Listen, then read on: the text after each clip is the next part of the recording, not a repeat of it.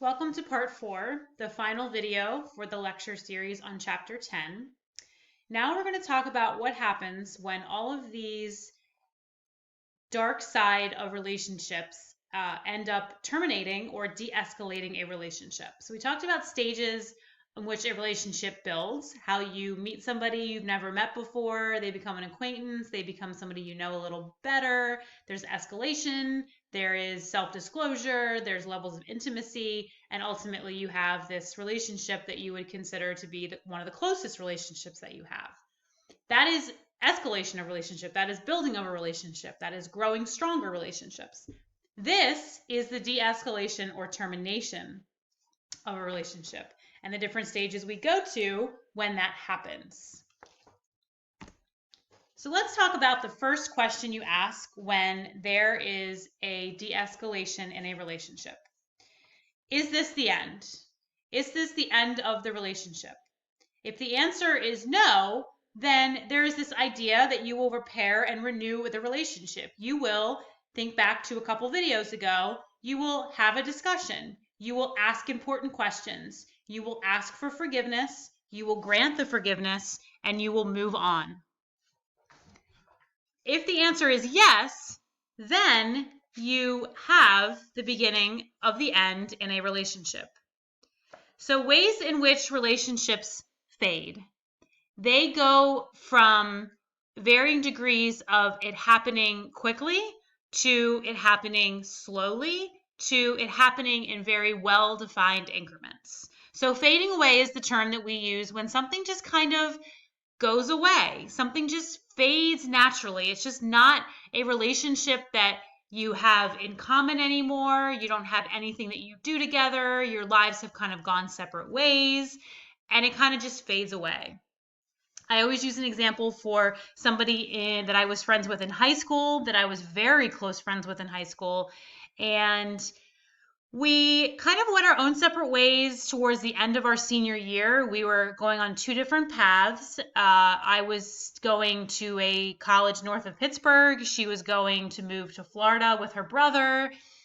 We weren't really seeing eye to eye on some kind of basic relationship items. And so nothing really happened. We didn't have any fights. We just kind of faded away. We just kind of stopped being friends. And it never really had some defining moment that I could tell you about. It kind of just faded away. And we're not really friends anymore. And of course, we're Facebook friends, right? Because that's what happens. But so we know about each other's lives, but we don't really have a friendship. We kind of faded away. When it happens in increments, that is when things kind of shift and change in very marked ways. There's a life change, there is a deception of some sort, there is a turning point, there is some sort of relationship expectation violation, and those things happen in marked patterns that incrementally they move through the escalation stage. Then there is sudden death, and that is where a relationship just automatically shuts off. Something happens where you just walk away, and the relationship has been severed in that moment, done, over with. It has been terminated suddenly. I use the example in my class typically of a good friend of mine who has had a very rocky relationship with her mother for years. And when we were in college, she had a very significant fight with her mother where something from her mother was said to my friend that my friend thought was just absolutely unacceptable for a mother to say to her daughter. And that was a sudden death moment. That was she walked away from what was said to her and never looked back. And she to this day has still not spoken to her mother. And so that was a sudden death. That was a termination that happened immediately, and they never came back from it. So that you could have that. You could have a relationship where something happens, a violation of trust, a violation of somebody being faithful to you, somebody does something that you have clearly said is a violation of expectations, and it's something they cannot come back from. That is a sudden death of a relationship.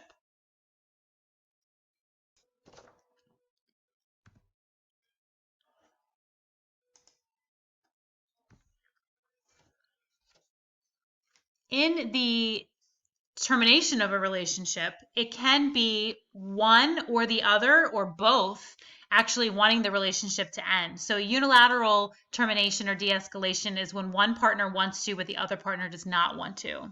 And a bilateral is when both people in the relationship are agreeing that the relationship is over, that it has de-escalated, or that it needs to be terminated.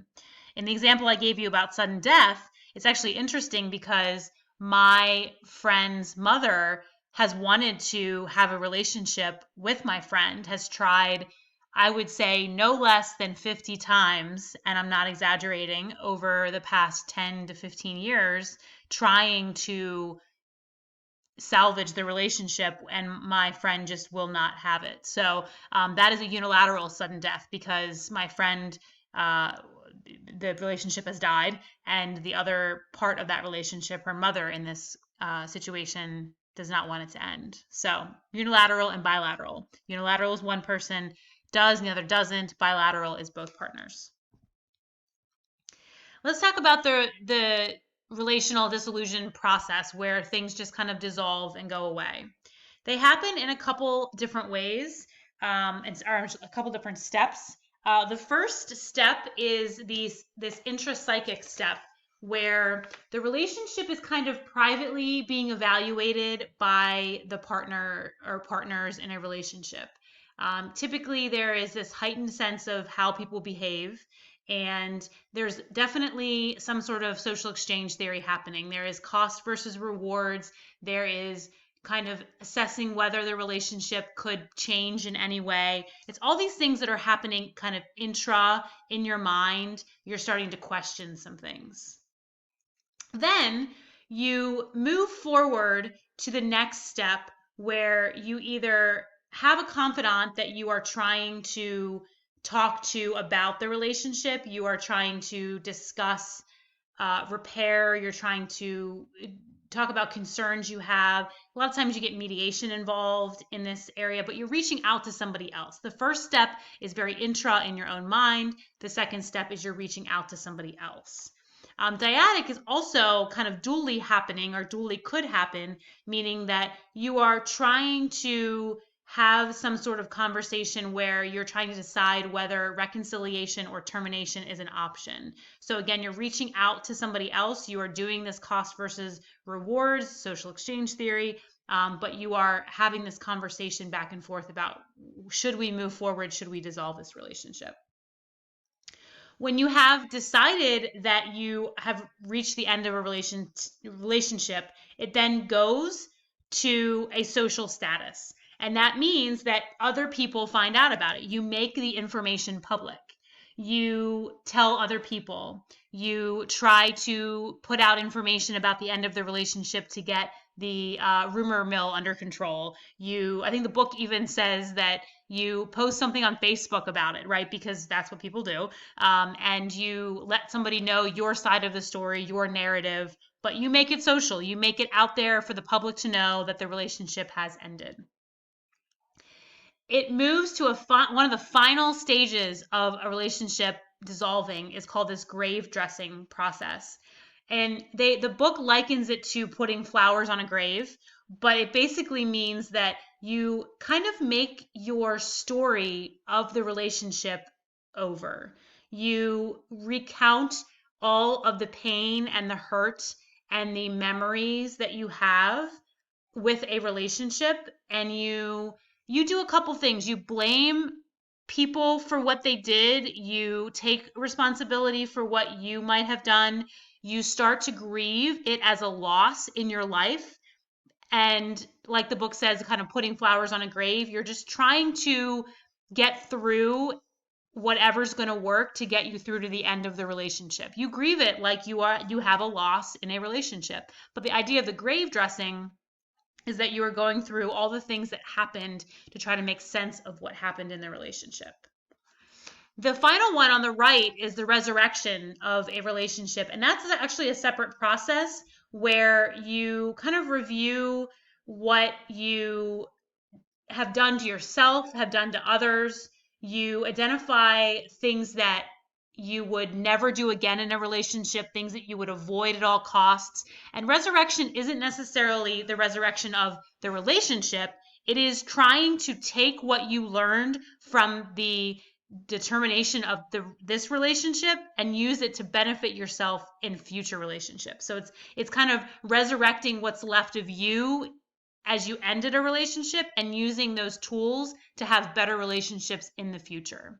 So say that your relationship ended because somebody broke your trust and you thought it was an implicit trust. You thought you didn't have to say it.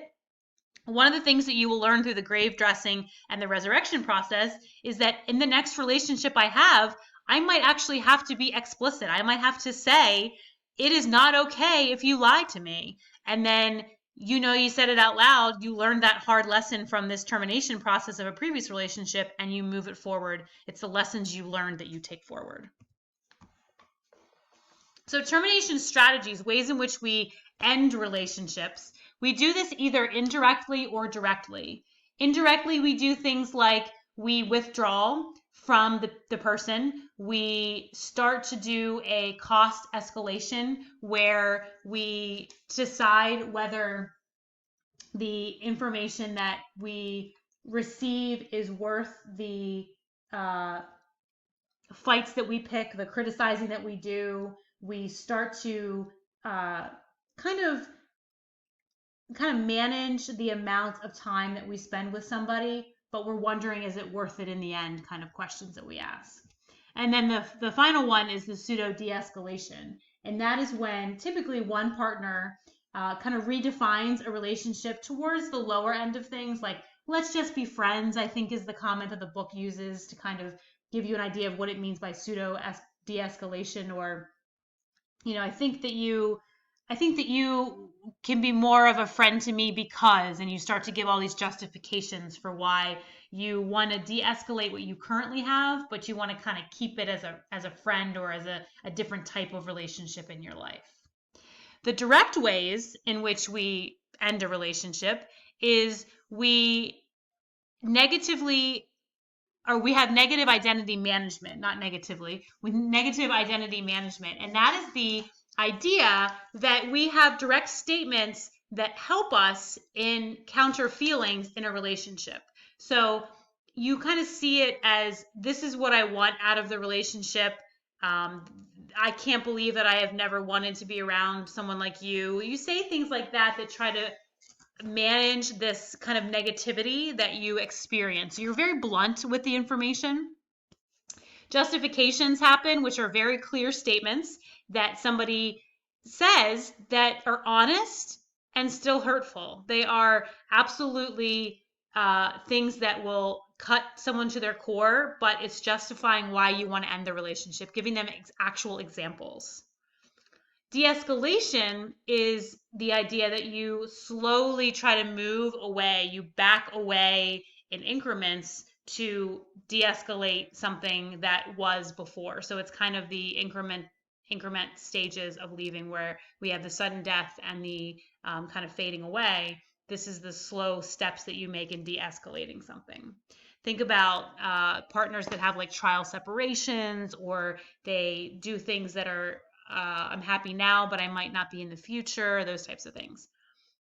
And then positive tone is the last one. And that is when, and the book even says that this can kind of seem like it's out of place because you have a positive note when it comes to ending a relationship, but you are doing things that are going to actually affirm other people's positive qualities while declaring that you're done in a relationship. So you say things like, I really love you as a person, but this is not going to work for us. So you're trying to not hurt their feelings. You're not trying to be as direct as the negative identity management or the justification. You're trying to still keep a positive tone while still ending the relationship.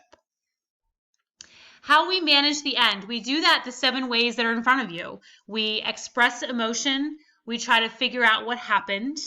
We realize the facts and not try to idealize what happened in the relationship. We understand that there comes a point when we need to move on and feel better. We have to have the expectation that we will heal, and that comes with that self-talk, right? That internal talk we have with ourselves. You seek advice from other people, and then you prepare yourself for the resurrection stage. You prepare yourself to move on.